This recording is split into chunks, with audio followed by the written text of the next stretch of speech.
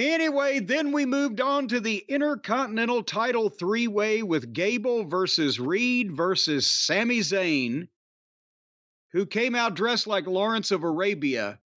Now, Sami went from refusing to go to Saudi Arabia to now coming out and dressing as a native and being embraced by that. I know it's because their religion was mad at his religion until something happened where they all got mad at another religion, I think. Somebody explained it to me one time.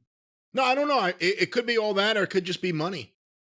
Well, his old Sami, he is he wears his heart on his sleeve, and he is a feeling type of individual. But the people, he's the most popular guy on the fucking show. So the point is the people of Saudi. Is there anyone else in WWE on the roster who is open about being a Muslim? I'm not that anyone's hiding it, but I'm just anyone who actually talks about it. He's someone who has talked about it. So for people over there, it's a big deal for him to be on the. I mean, MVP, I believe, but he wasn't on the show, obviously. But right, you can understand why it's a big deal. But the point is, the people like him so much. He hadn't converted to any other religion.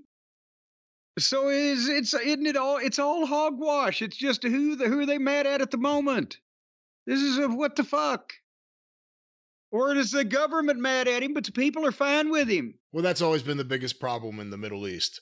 Exactly. The people, the ranking file people, could all live together and coexist and have no problems. It's the people that are the leaders who use propaganda, who drum up hatred, because it's a necessary thing to keep yourself in power and take all the money of the people.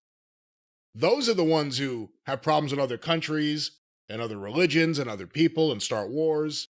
Well, and you've just described the fucking United States starting January of 2025 if President Pigshit cons the rest of these fucking suckers again and wins our election.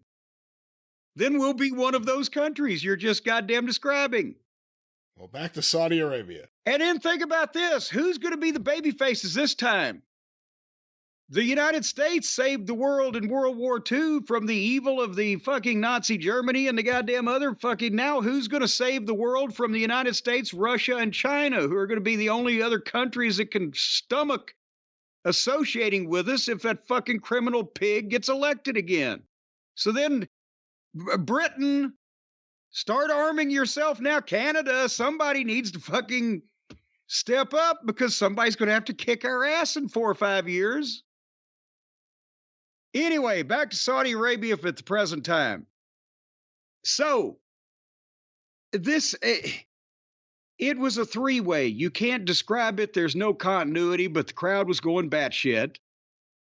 And all three of these guys can work. They do good things. They don't overdo most of it. And, but at the same time, Bronson Reed, who I liked at the start, but he seemed to be in the way of this.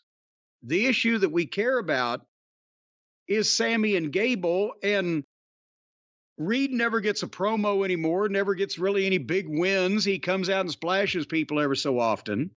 He does good shit. He could be a monster heel, but they haven't done that yet. So, that was what this was. But as far as wrestling action goes, it was fine. And then they told the story, which was Gable got up in Otis's face telling him interfere when Bronson Reed was vulnerable. And then when Sami was vulnerable, Otis didn't want to hit Sami, but all this was in front of the referee because it's no DQ, right? So finally, Gable holds Sami and Otis won't swing. And then Gable chews him out and the match just stops. While Gable's yelling at Otis and then he slaps him. And he holds Sami and Otis swings, but Sami ducks and Otis levels Gable. And then Sami hits kick on Bronson Reed, 1, 2, 3. Yay, yay, the people love Sami. But so Bronson Reed was there just to get beat.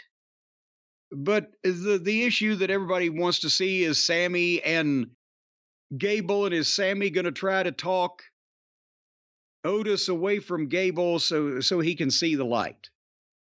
But at least we know exactly what's going on and who's on whose side. Have we ever seen Bronson Reed win a match? Well, every once in a while he beats nobody with the splash, but as far as in any kind of major situation, no, he's not. He's not been there, and he can't talk for himself apparently because we've heard him in the past, and it wasn't good because he was trying to talk politely. He's a big goddamn ruffian. He ought to sound like it, but if he had a manager or something, boom. But that's so that was what it was, but it wasn't bad. Now that I've seen real bad, I have a new respect for it.